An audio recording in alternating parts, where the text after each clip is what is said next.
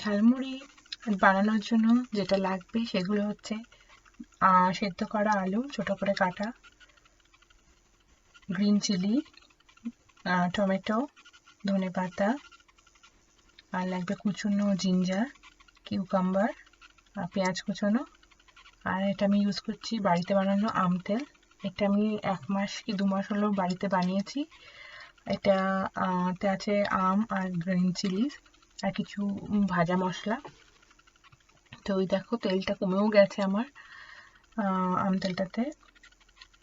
আর যেটা লাগবে সেটা হচ্ছে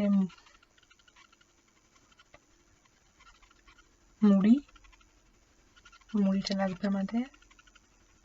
সঙ্গে লাগবে কিছু চানাচুর, যে কোনো ধরনের চানাচুরই তোমরা ইউজ করতে পারো। আমার বাড়িতে যেটা আছে আমি সেটাই ইউজ করেছি।